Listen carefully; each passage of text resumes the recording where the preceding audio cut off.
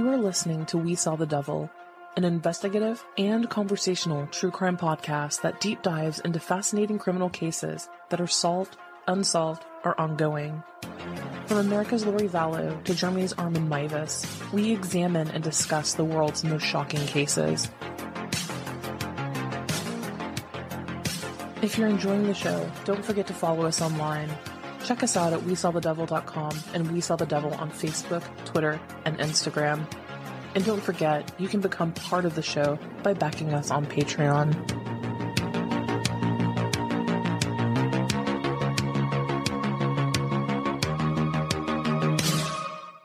Hello everyone, you are listening to We Saw the Devil. We are here on Verdict Watch, and joining me again is Iris.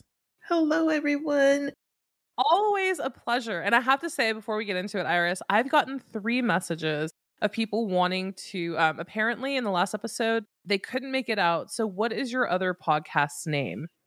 Oh, it's That's Sorta, SORTA, Weird. A lot of people want to listen to it. Oh, awesome. Well, please come on over.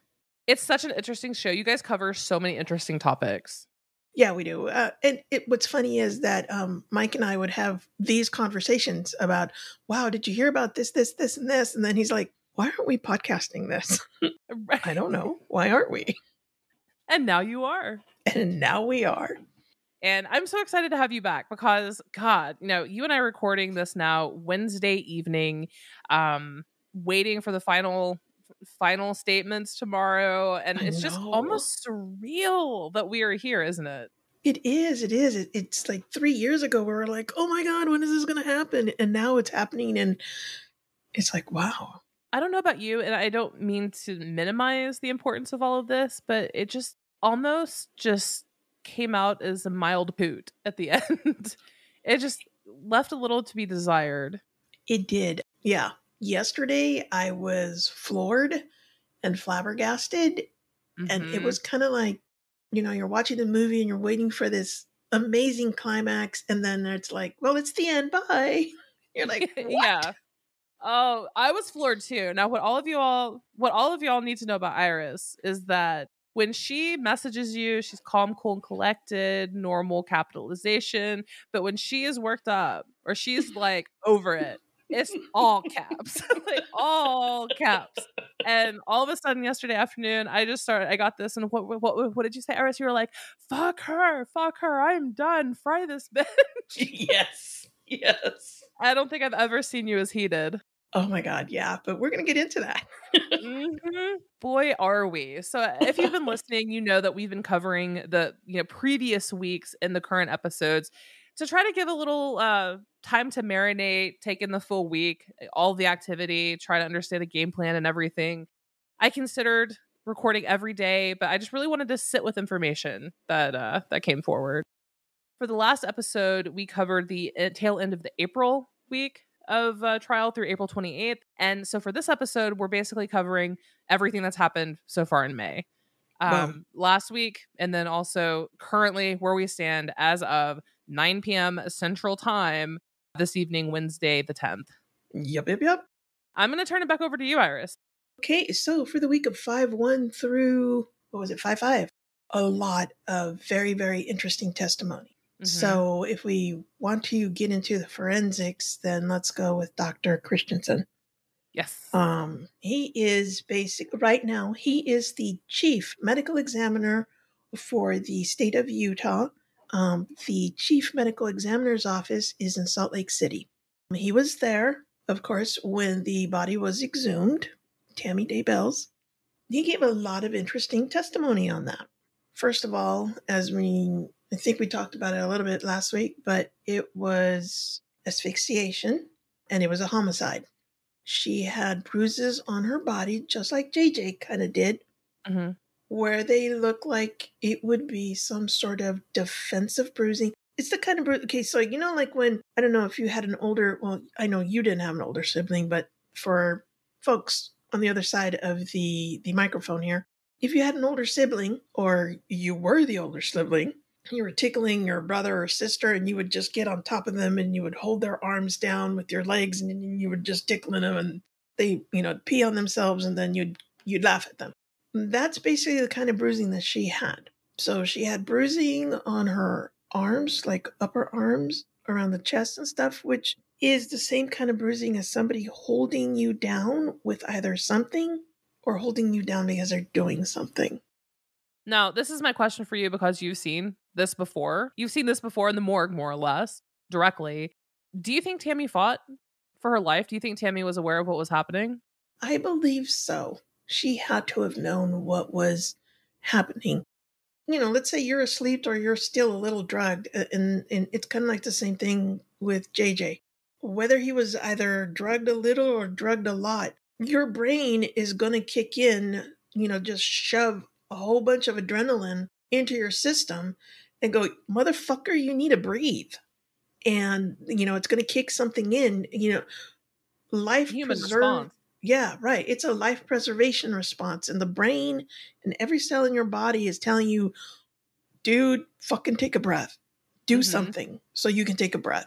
So yeah, most definitely she had to have fought. She had to have been, kicking her legs, trying to move her arms, something. So sad. Yeah, it is. It is. And since I feel bad for the coroner in Rexburg, I really Really? do. Why?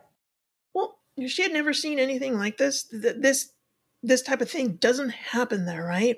This was Brenda Dye, right? Yes, Brenda died. Thank you for reminding her name.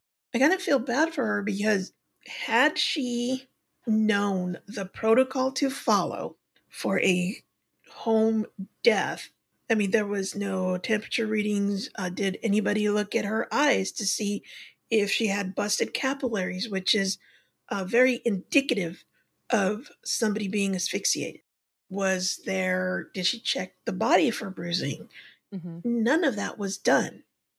I think it's very telling too that the EMT in her testimony basically said something's not right here. Right. She's like, I don't think this is good, but again, it's all sus. But I'm not the coroner, and the Yep. coroner is the one who has the last word. And I'm kind of wondering if, I mean, I highly doubt it, but perhaps maybe a little bit more education needs to happen for coroners. They shouldn't just be elected officials. They should have a little bit of credentialing behind it. Was it You you know, telling me that to become a coroner you just need like a 2 weeks of training? I believe it's like 2 weeks of training. You need to be a high school graduate, no felonies, and you have to have a state ID. No, I live in Tennessee, y'all, and I live in Nashville. I wouldn't say a big city, but it's sizable, right? Like we're Mm. civilized, as it were. We have all of our teeth and we wear shoes. The rural aspects of Tennessee, as Iris, you can attest to, having family, having lived here as well. Yes. There are some rural areas of Tennessee where your coroner is like basically the guy who works at a Tasty Freeze down the street. Like No, it's very true. no formal training whatsoever. They just really need someone to go over and clock the time that got the body. Yeah, they just like poke it with a stick and go, yeah, it's dead. Yeah. In Georgia, one of the coroners, what qualified him was that he drove the hearse for the local morgue. Wow. Mm. Guess he's a shoe-in. Yep. So, yeah, and certain things don't happen in certain little towns, right? This isn't something that nobody in their life would ever think Mhm. that an upstanding church going person would ever even dare to think to do something like this to their spouse. And I'm sure the community knew who Chad Daybell was. Oh, yeah, yeah. There's no way anybody would have questioned that this would have happened. And I mean, so, forensically, there was a lot of stuff that was there. And let's shift over to the Gilberts, Mhm. right? Mhm. I think it was Todd and Brenda Gilbert. Their testimony of, well, we came over, we brought burgers one day, and then the Relief Society, which I believe Brenda and Tammy both served on there. Yep. That's what the Relief Society does. If there's been a death in the family, or if there's a need in the ward or the stake, even sometimes, they will either bring food, clothing, provide aid, anything like that when there is an issue. And sometimes even help set up services and things like that if the family cannot do it because they're in mourning. But I found it very interesting that both of them said that he was being very businesslike. Yeah, isn't that weird? I mean, that should have been a complete red flag immediately. True, but again, people grieve in different ways. But for instance, with me, so they say one of the kids gets hurt. I get extremely clinical. I get very even toned, settle them down, fix them up. And then when everything's done and over, then I freak out. I will go cry or something. Yeah. I've done that Yeah. all the time. That tracks for you. It's like, okay, you all good? Okay, mommy's gonna go over here and cry now. I don't put a lot of weight on how somebody acts during a process where maybe they have to get into that business mode, because if they don't, they're going to be completely broken. But yeah, I can understand that. Since we know a little bit of the background here, though, we can go, what the fuck, dude? Can you at least pretend? Yeah, he's not winning the Oscar this year. And let's talk about Oscar performances. Oh, Audrey. God. Oh, okay. So I will let you cover Audrey for the most part, but wow. I thought that Melanie Gibb was the most gullible, naive one of them all, like at least on the exterior, right? Right. But Melanie Gibb's really mean underneath it all. I truly believe that she's not the pretty lady that's walking up and down the rows at Martha's Vineyard. Right? Fondling the grapes so lovingly and, looking off in the distance. Yeah, that is not, I don't think Melanie Gibb is a horrible, like mean, evil person, but I definitely think that she got involved in something and wanted to fit in with the cool kids so badly that she kind of was the mean girl. Yeah, she was the mean girl. I wish her the absolute incarceration best. But yeah, Audrey. So when she said, and this was a kerfuffle in the courtroom as well, right? Yes, it was. And it should have been, because in what world do you give a grand jury testimony and not include the fact that the defendant is saying, yeah, she said that, if I didn't go along with it, she would chop me up into little pieces and burn me. Magically, you didn't remember that closer to after all that stuff happened, but magically it just comes to you like 5 years later. Right, when you're on the stand. 4 years later, yeah. When you're on the stand in the actual hardcore trial, it just comes to you that was said. And I'm so glad that it caused a kerfluffle, but I hate that the jury heard it. But, like, am I the only one whose bullshit meter just went off immediately? Oh, my God. But at first I was like, oh, are you kidding? But then when you reminded me, it's like, and of course, so did Thomas. Yes. Or actually, I think it was Archibald that was doing this one. I went like, well, why didn't you say anything back then? Okay, I can understand that fear fucks with you, but this bitch was is sitting in the slammer already. So, and she was before too, right? So, what was she scared of?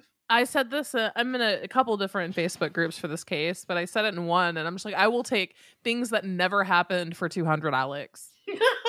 And that just tainted her whole testimony for me. It just tainted all of it. But what do you think about her as a person? Like, what did you gather from her? My God, let's talk about being extremely gullible, being the kid that there used to be like this cartoon called Spike and Tyke. Spike was the big old burly guy that was the cool, bulldog, and then there was the tiny little shit puppy that was like, yeah, Spike, is that cool? Is that cool? Iris, that's Audrey. What year were we talking about here, honey? Oh shit. Have you had your glass of warm milk yet? No, not yet. I need to go take my Ovaltine. Okay, it was a Looney Tunes cartoon, all right? Okay. I just like, what's this from? Carry on, my friends. Carry on. Let me go get my walker. I hope it has the tennis balls on the bottom. Oh, it does. I won't make noise. Okay. I'm sitting here in my diaper, okay? So I don't have to get up and go potty. Oh, woo. Shit. But anyway, I'm talking about showing your age. But I think that's what this kid was, right? She was the hanger-on. Yes, agreed. She was the one that, the mean girls always have that one kid that they can kick around. And as Mm-hmm. hard as they kick this kid, if they say, "Hey, I need a juice," they will run and bring that juice. And probably three different kinds, they have a choice. Yeah. Great way to put it. Absolutely. That's exactly how the vibe she gives off, right? Like Hmm. she just screams desperation to me. She does. And it's kind of sad, it's all of these people that were under the influence of Chad Daybell and his Dungeons and Dragons, as Thomas put it. I loved it. Fantasy, were those kids. They wanted to be part of the cool kids. They wanted to be noticed and acknowledged, even if it was by association. And that's who this poor girl Audrey is, basically, because she knew she was starting to see things. So she testified now, and that things weren't sitting right with her, Mm-hmm, I'm and sure. that, well, I think mostly I think it was that the girls were just being mean to her, and she decided that she was gonna, grab her pillow and go home. And allegedly, that is when Lori said, "Oh, really? You think that life is just rainbows and kittens and the such?" Yeah. Oh my gosh, yeah. So I think that could have happened. Lori could have gotten to the point with this chick is like, "Look, you think everything's so hunky dory and all that, but I'm Mm-hmm. kind of tired of you and your attitude. So why don't you go away?" And allegedly, it became, "I'm going to chop you up, burn Right. you, and your pieces will never be found." Conveniently in the same way that Tylee died. Conveniently. Exactly. Very convenient. Whew, it was a lot for me. I just wanted to be like, "Whoa, are you a yoga teacher, Audrey?" Because wow, what a stretch from that first testimony until today. I mean, damn girl, that's some skill. I mean, and I could be wrong. I could be a complete asshole right now. Maybe this actually happened to her and she suppressed her trauma and just randomly remembered 3 years later. I highly doubt it. But Well, there's a difference, though. There's a difference between suppressed trauma and saying this is suppressed trauma. But I think it was a huge risk for the prosecution to put her on the stand, because you know that these people, the prosecution, knew that she was going to say this. Because again, as long as a jury hears it and it sways the jury, it doesn't matter if the judge says strike it or this is sustained, mhm, this is overruled. They heard it. the damage has already been done. That Mm-hmm. is what I actually love. There are so many sexualities out there. So many, right? Can't keep track of them anymore. Mm-hmm. What is that called where you're like sexually attracted to like the drama from trials? Because I'm pretty sure that's what my sexuality is. Because I just love the game of it. You know what I mean? I mean, that's why Mm-hmm. I majored in political science. I was about to go to law school before, last couple of years. Yeah, I just love the game of it. But as long as the jurors hear it, that damage has been done. Yeah. And as much as, defense try to go, "Hey, so why now? How did this not come out during the grand jury when things were being arraigned? How Hmm. did this not come out of your mouth, knowing that she was going to go to jail and she was being charged? Don't you think this would have been important?" Right? And what comes out? "I was afraid." Well, Yeah. fuck, motherfucker. It makes no sense. No, I'm sorry. It just, everything that she said kind of crashed. But again, the jury heard it. Honestly, so far, my favorite testimonies, obviously, I'm not talking about on an emotional level, but I loved April Raymond. She came in there Oh, beautifully dressed. I mean, she was sharp looking and she just told it like it was. And she snapped back. And I just really appreciated her testimony overall. I know. It was that is how a confident, well spoken woman person speaks. They're, And you believe them. Like the way yeah. that she spoke was heartfelt and confident, and you believed her. And I feel like I didn't believe a word that came out of Audrey's mouth, really. It was just too. I don't want to say mousy because Zulema's voice was like that, but Audrey is mousy because she wants it to be, not because it is. That's true. Yeah, I know that there's a difference there. And I don't know. And and how can we forget Ian Pulowski? This poor son of a bitch. This poor And he's still son. married to her. Oh my god.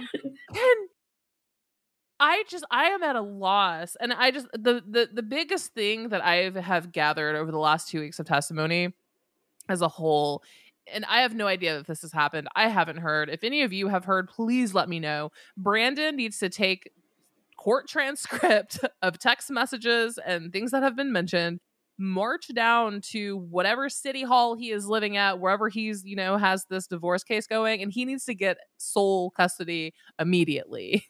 Oh my god, yes. I mean, how can How you can Ian marry oh her? How can he still be married to her? He knocked her up.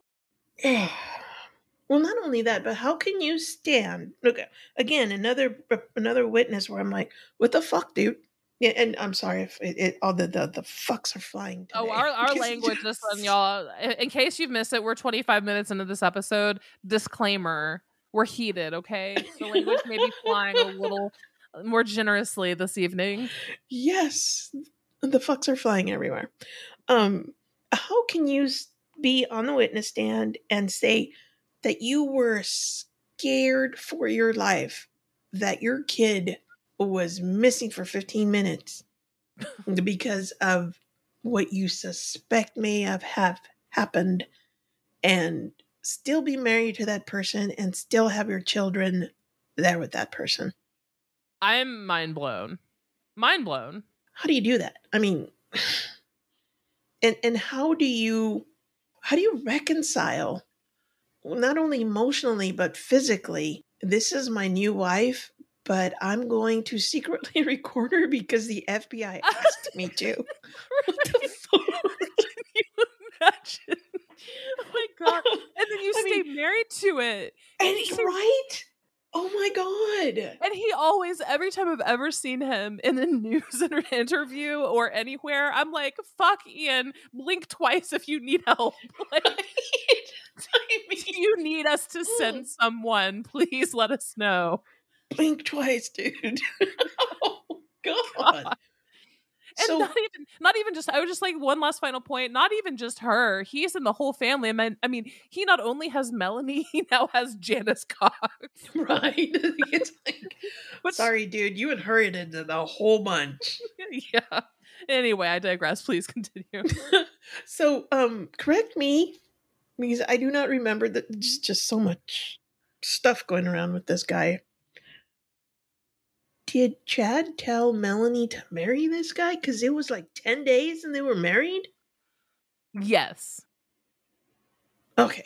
Is that why they're still together, though? Girl, I mean, does he believe the bullshit? I don't think so. I never got the indication that he believed any of it or that he was even involved in it. But that one piece, right? 10 days, got married, like Melanie P or Melanie B at that point totally bought into Mm-hmm. the bullshit. She was asking, supposedly, according to Lori, about her own children being dark. You're right, Melanice.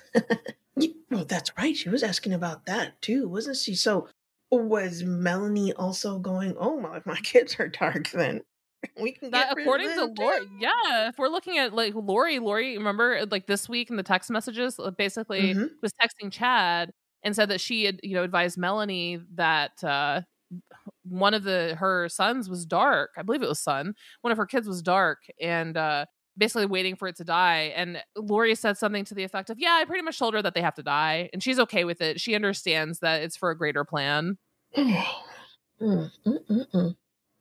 It's, I mean, when you listen to it like this, it's completely crazy pants. But then you start thinking, how much did she really believe in this, and how much was it just, I don't know. And well, my opinion changed, as you know. Uh huh. Fuck. It really did. Whew. But yeah, and then I think the other two that were interesting were the benefits people, the school benefits, and then I believe the gal's name was Taylor Ballard, which was with the insurance. I believe you're right. And I feel like the insurance, I feel like all of this is just open and shut. Yeah, yeah. This part is completely open and shut. Just how, um, well, first of all, how upset she was, and again the texting that she was doing. Uh, mm, yeah. I mean, I just don't even know what to say. Oh, we're getting I to the mean, good stuff. yeah, in for the school benefits for Tammy, um, and she was saying, well, she died Saturday and Monday. He was already like knocking on my door, like, check, please. Yes. God, I mean, that tracks, right? That tracks. There's, God, Whoa, dude, hold your slow it down a horses. little bit, right? Oh, she flagged that was weird. Yeah, like, can I talk to someone about this, please? Because, I've seen episodes of Oxygen Snapped where they lasted longer than just over the weekend. God. like, damn, give the body a chance to cool. Shit, dude. Oh, Oh, but I think that's pretty much most of that week. yeah. Of I course, mean, I'd say those are the pretty good highlights there. I would say. yeah, and of course, if somebody wants to get in more to the forensics or anything, you can find me on Facebook if you want to talk. I hope But everyone finds you on Facebook, Iris. I hope everyone does. And you open up Facebook one day and it's just a clusterfuck of messages. For real, Iris is awesome to talk to. I highly recommend. 10 out of 10. Thank y'all. As long as she's had her warm milk. Yes, as long as I've had my Ovaltine and my Geritol, I think I'll be good. Good. And that's how old I am, people. I know what Geritol is. Oh my God. Iris. Whew. Oh, let's talk about the text messages. Now, I know that I think all of us breathed a collective sigh of relief when they were kind of done. I know that Mhm. we were all amazed and shocked and appalled and disgusted, and we went through a variety of emotions as those came out. And Nate Eaton was tweeting them, and yeah, what are some of your highlights from the text messages? Oh well, I mean, who could forget? She grabbed Storm. Her gentle hands grabbed Storm and led Storm by the hand. I mean, what? And then who calls her P Storm? I mean, I Apparently, guess Chad Chad does. Daybell.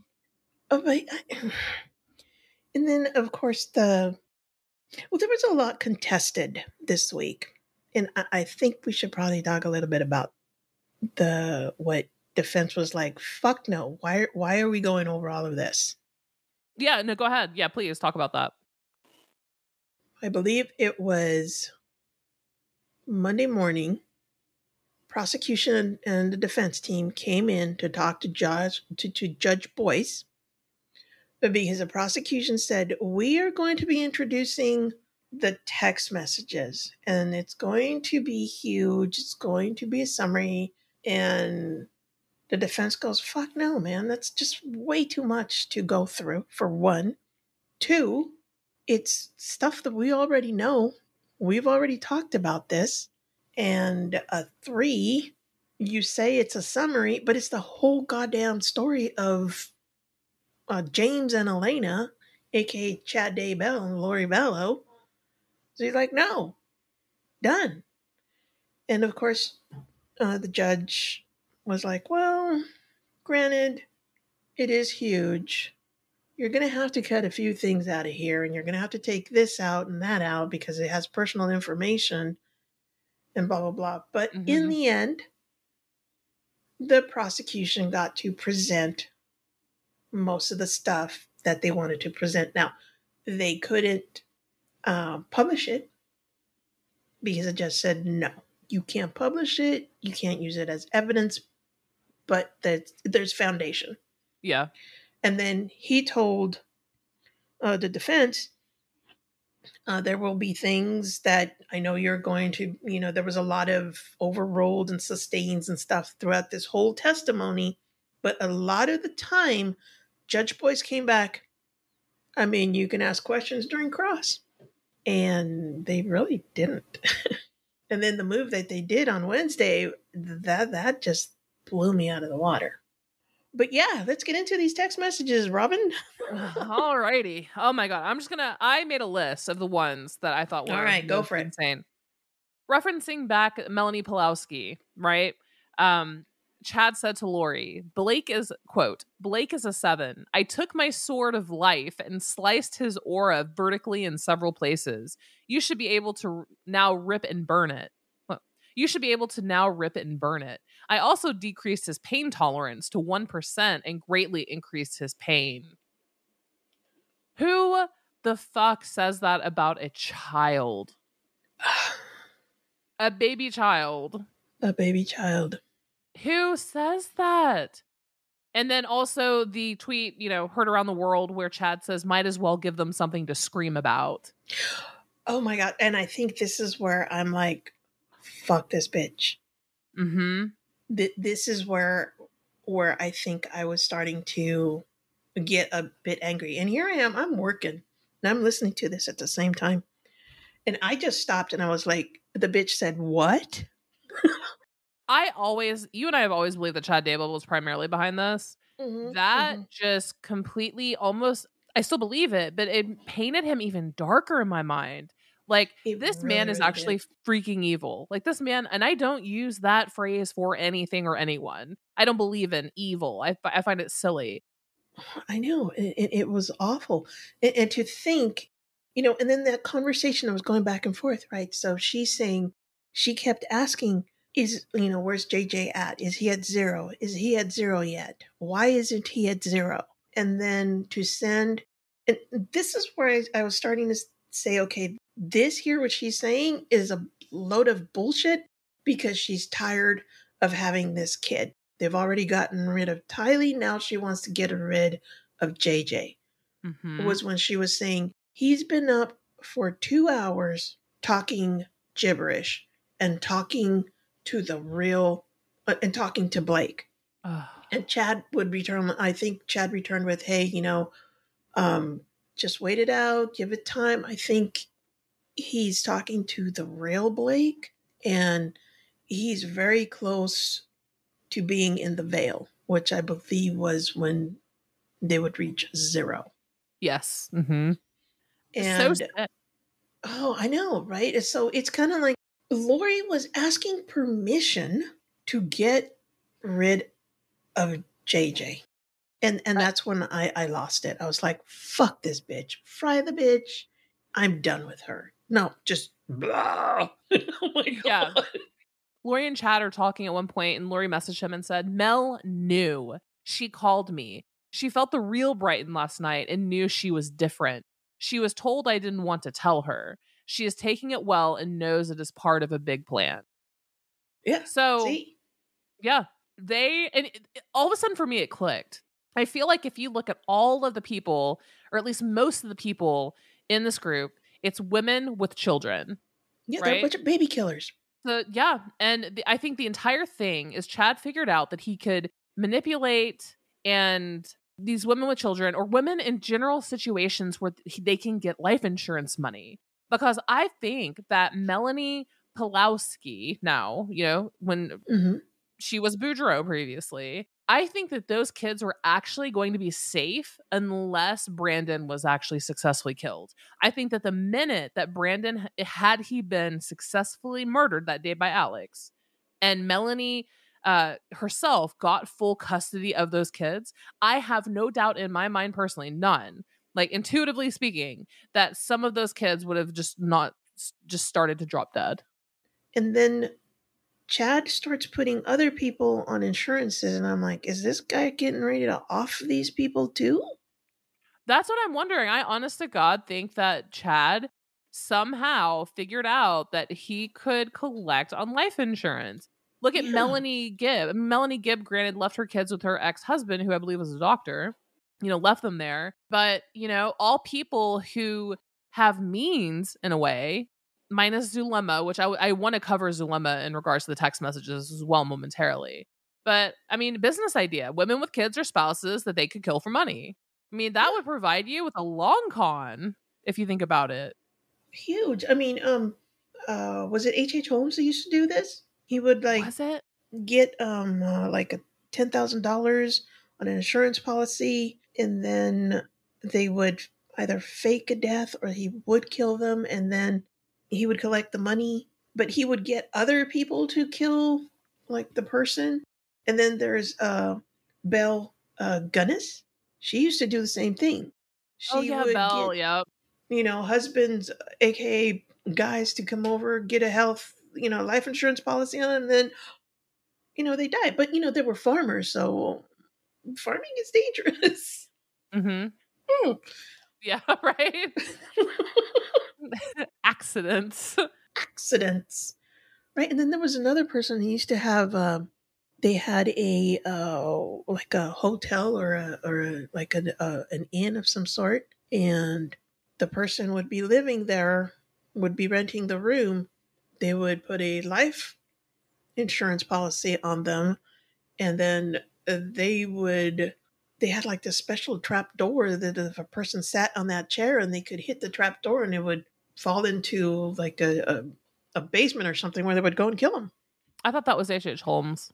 Is that is H. Holmes? Okay, Yeah, thank you. the So the boom, Terror there you Castle go. with all the Oh fake rooms yes, and yeah, false yes, the murder doors. castle. Yeah, Murder Castle. Yep. Ta-da! So yeah, and then we can't. Marianne Cotton, all her kids poisoned. Mm-hmm. Yeah. I mean, it's So an idea that's been around since the dawn of time, basically, very since the very dawn of long. insurance, rather. Yeah, yeah. But it hit me. I feel like that was not just a thing for Lori. I feel like Chad had scoped that idea out on the other people in the group as well. Yeah, I wouldn't doubt Mm. it. I mean, it's how they kept themselves in the money Yeah, and funded. That's how unemployed.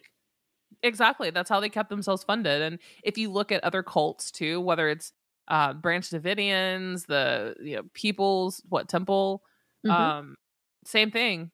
They have them turn over either insurance money or their job or give them everything. Not necessarily kill to get it, but It's how they fund themselves. yeah, it's how they fund themselves by taking from the members of the group. And I feel like Chad fits that profile. One of my favorite pieces though was Chad right after Charles was murdered. Chad texted Lori and told her that he couldn't live without her. Right after Charles was murdered. And Hmm. Lori's response was, "And yet you are so sad." And I just like, wow, that was so. I interpreted that as being super passive aggressive for basically like, my husband's dead. We did the deed on him, but Tammy's still here. Yeah, and go spend time with your family. I know. On his I'm not. birthday. Yeah, it was like I'm not number one. They are. I'm like, oh my god. Go be with your wife and family on his birthday. I mean, and then there was Whew.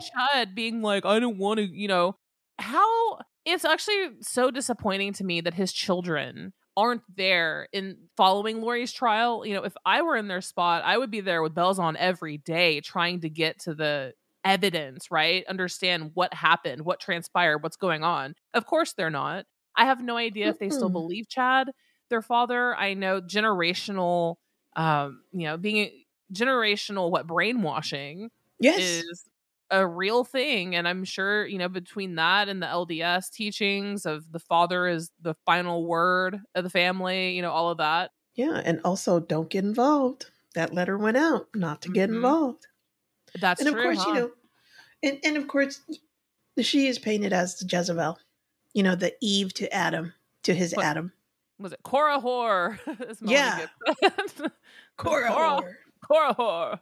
Something, and that's exactly what it is. It's Hmm. for those kids. Yeah, being that he is the head of the family, he is protected, and he doesn't act that way, and he was led astray by this awful, awful woman. They Yeah. all were, because she managed to cloud their mind too. Hmm. Yeah, I And feel honestly that the state itself in this trial has done an impeccable job proving that it was actually Chad. Yes, and I think that was their main point. They're like, Mhm. "Yeah, we'll get this chick, and we'll get her on fraud." But we're starting to lay the foundation that it was Chad all along. Mhm. Yep, that's what I'm feeling. But they really just kind of doubled down on Melanie P's kids, is what I got from the text messages. Like, Lori said to Chad, "I love you. Taking Braxy home now. She is asleep. She put a bunch of holes in the walls and doors. Definitely had demons helping her, probably 1,000. Mel wants us to come up tomorrow. I said Thursday through Sunday. What do you think? We're both so tired of taking care of demons. We are weary. Please ask the Lord to take them." Just So, is that why you were going up there on Thursday? right, right. Mm. Mm-mm-mm. It's just Yeah, it's so incredibly sad. But it Brandon, is. I know you're not listening to this, Brandon. I don't know you, but bro, run. Get the kid Seriously. and go, sir. You mean Ian? Brandon, like Brandon, from what I have heard, has 50-50 custody with Melanie still to this Oh, day. oh no, Even after fuck that. she Just and all of her family tried to kill him, and she probably apparently now, attempted to kill her kids, at least thought about it, talked about it, right? mm-hmm, mm-hmm. Um, yeah, run, Oh sir. my God, yeah. So, he could use that to take complete custody of those children. That's what I'm hoping he does. I mean, not to meddle in anyone else's life, and I hope Ian's ex-wife too. I loved her, how she came and saw the red flags, and she was very, very vocal. hmm Honey, use those texts and get those kids from Ian, because Ian, I don't know if he's thinking with little Ian or what his issue is, but no.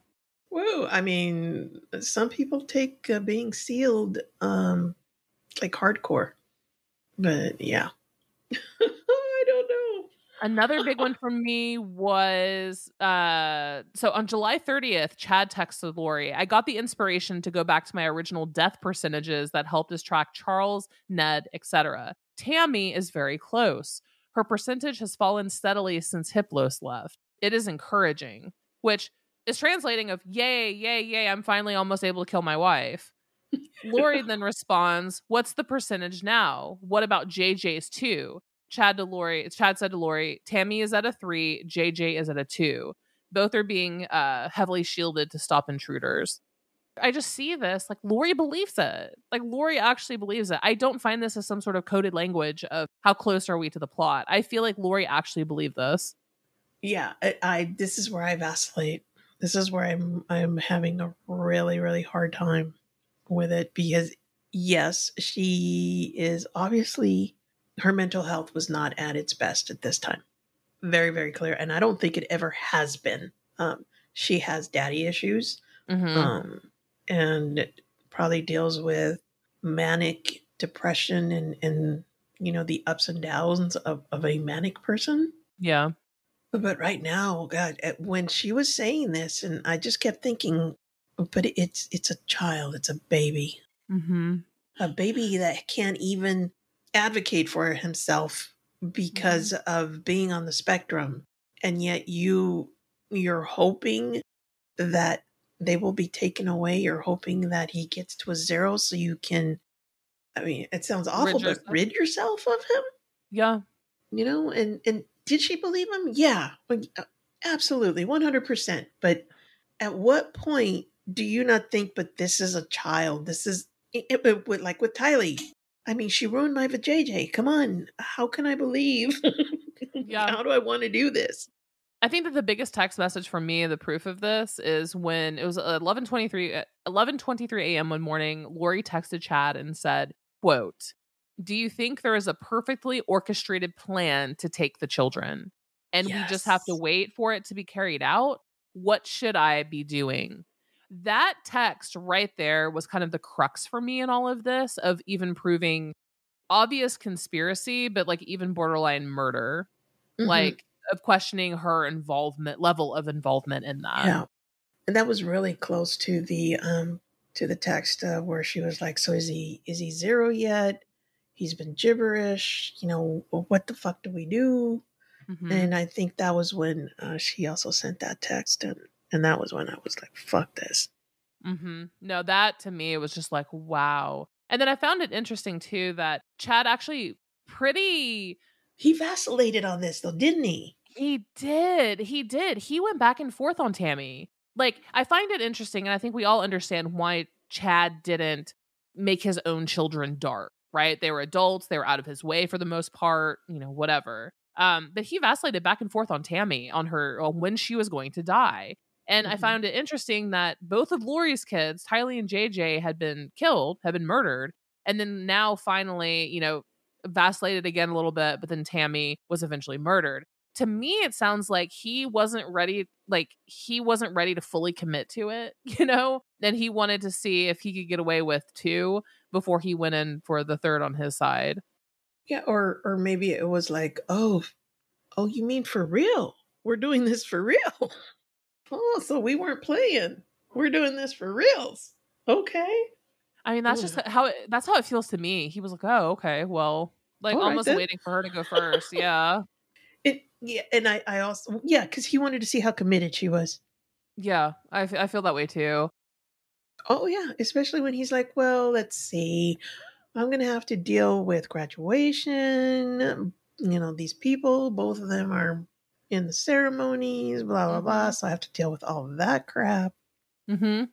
So yeah, I Again, I've said it once and I've said it I've said it like 1,000 times. Chad was a loser. He was, from boring, rural Idaho or Utah, moved to Idaho. He had a lovely wife, by all accounts, but just a boring life. He wasn't a popular kid. He saw the hot blonde. He took the opportunity. And I'm doubling down on that because at one point, Lori just stopped responding to him. yep.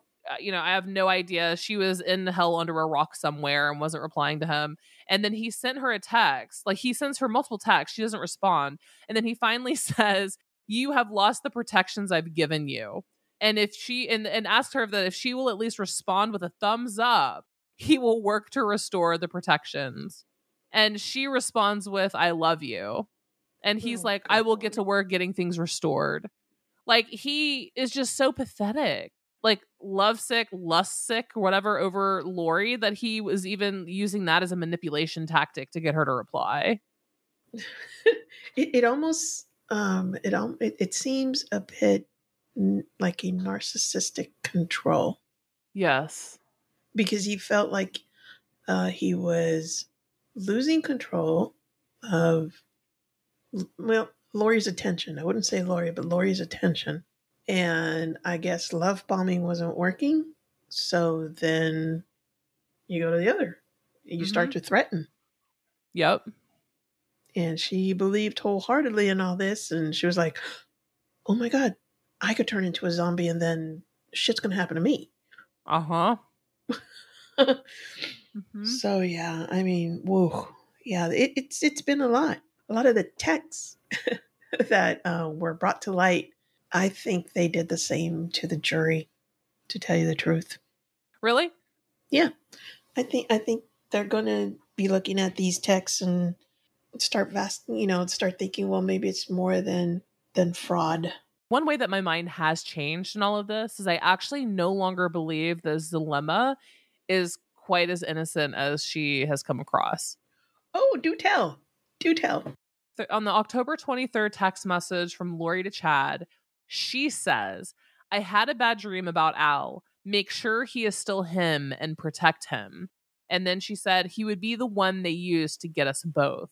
All this time alone is not good for him."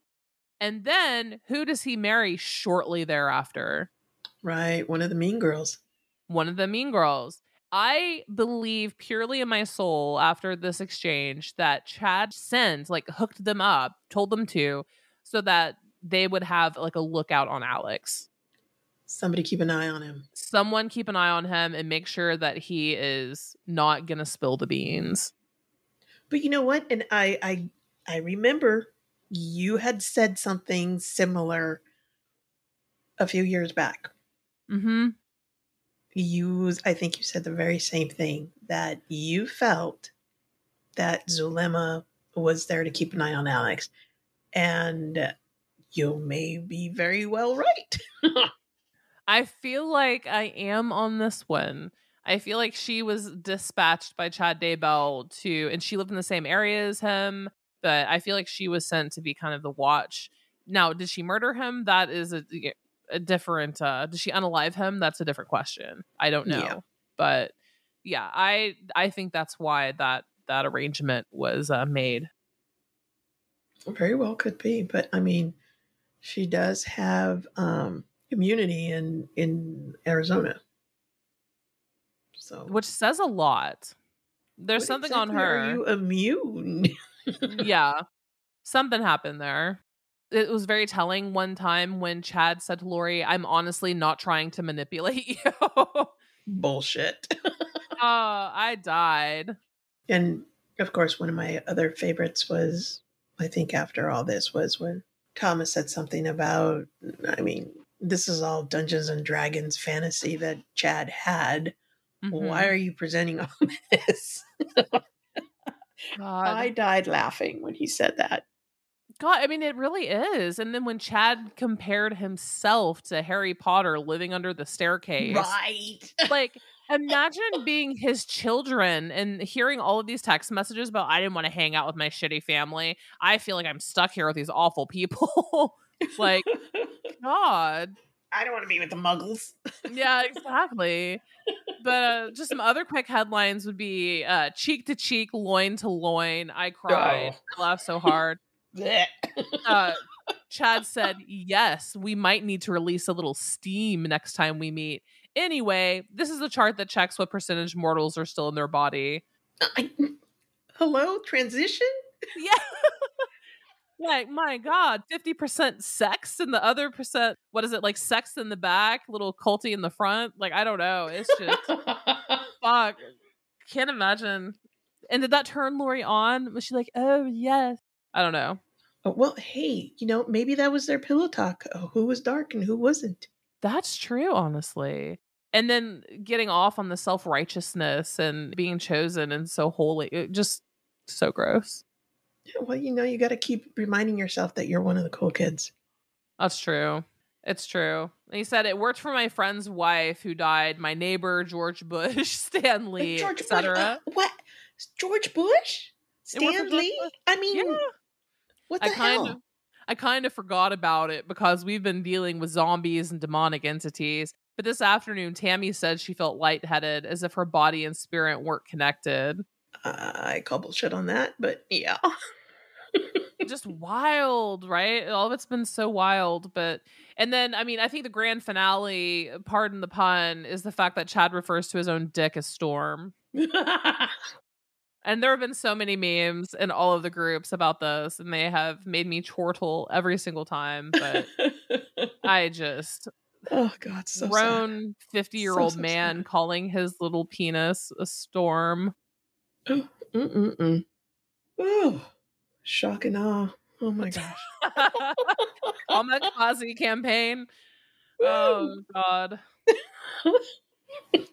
What was really shocking to me is that that happened, right? And then the state was like, "We're done. Ta-da! Shitter's full. We're done." You know? Ooh. I wasn't expecting it. I was expecting more witnesses. I was expecting the defense team to come up their side and call witnesses and everything. But they were like, no, we feel that the state has not done their job of proving X, Y, and Z, which I agree with them. To me, it makes no sense for the defense to do anything else than they already have been. Because I feel like the prosecution really has proven that Chad Daybell was the one behind pretty much all of it. Yes, they have done that completely, Mhm. except for a few things that slipped here and there of like Audrey's testimony and some of these texts. Yeah, I'd have to agree. And of course, and then they threw out Rule 29, and Rule 29 in Idaho is basically they move for acquittal. So basically saying there's not enough evidence here to for these charges at all. So, Mhm. if it doesn't fit, you must acquit. Yeah. I mean, And oh, go ahead. no, and I was just going to say, and this is usually done basically just for appeals. Yeah, exactly. So it's not like something special just for Lori. It's part of the show. I guess you could say. Yeah, no, absolutely agree with you. I mean, as far as I feel like the only thing that they have proven is that Chad has been at this for years, that Lori was a willing participant, that she believed it, that they got additional people involved. I feel again that the defense did the right thing by just stopping because I mean, they really needed nothing else to like, help their case here. And I don't think that the state proved anything beyond a reasonable doubt except No. for maybe Hmm. the fraud charges, theft by deception. But that's pretty much it. My biggest concern is the demographics of Boise and the jury Yeah. pool and whatnot. I mean, I'm sorry, guys, but calling a spade here, the demographics, like, I think are more apt to charge her anyway. Hmm. Like, I feel we're looking either at a hung jury or a full conviction. A full conviction. Yeah. And I think that the full conviction is only going to happen most likely because not because that the state proved their case, but because more so the demographics of the area. Oh, And that's a yeah. strong statement, I know, but I'm making it. No, no, I'd have to agree with you completely. Um, in certain demographics, it's always hmm Eve's fault, right? hmm The guy has no accountability, and it's the woman who leads him astray. Yep. Agreed. Which, I mean, is justice really being done? Justice, maybe. Are the laws being followed? I don't know. But, you know, tit for tat, I am going to be waiting with bated breath on Thursday hmm and carry on until, Nate gets on and says, hey, we've got a verdict and here we go. I'm gonna make a friendly little wager, Iris.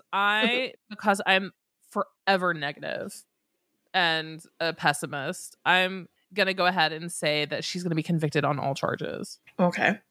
I'm going to say she will be convicted on, because, the glass is surreal. It's not full or empty, it's just surreal.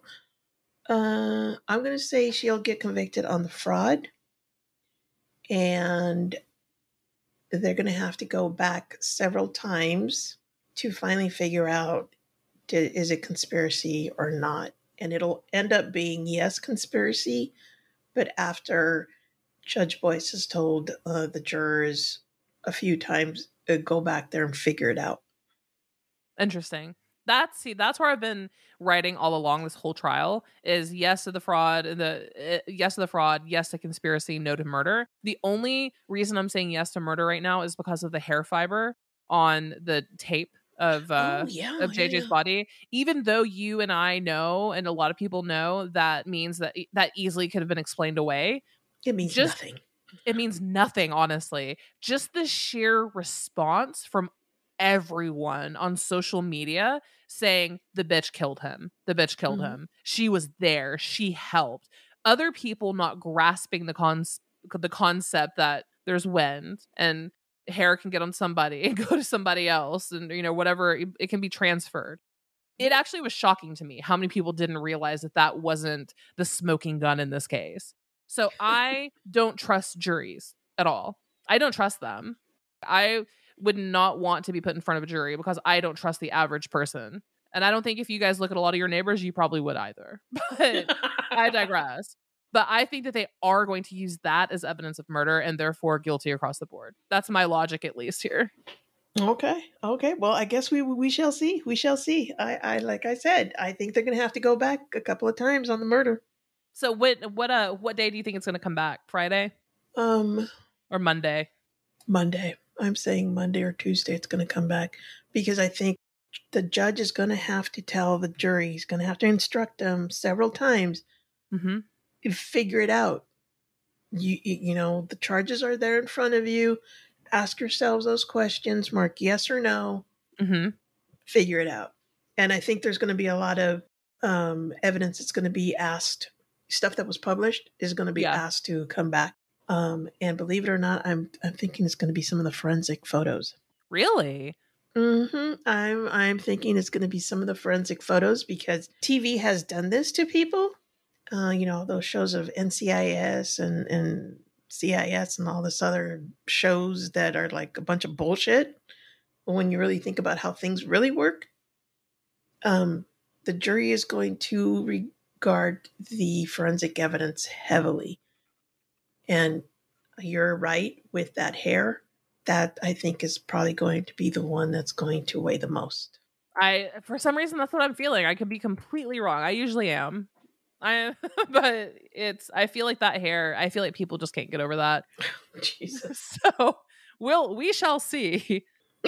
I mean, there's all that forensic evidence, actual DNA evidence on tools and stuff, but we're going to stick with the hair. Yeah, we're gonna stick with it. We're gonna double down on this hair. Good day, man. Oh God. Well, it has been an absolute pleasure having you on, Iris. And it's always so much fun to be on. You know damn well that you're going to be back for Chad Daybell's next year. Oh because my God, yes, the forensic evidence in this one is going to be just. Oh my God, I can't wait. I mean, it's awful, but I can't wait.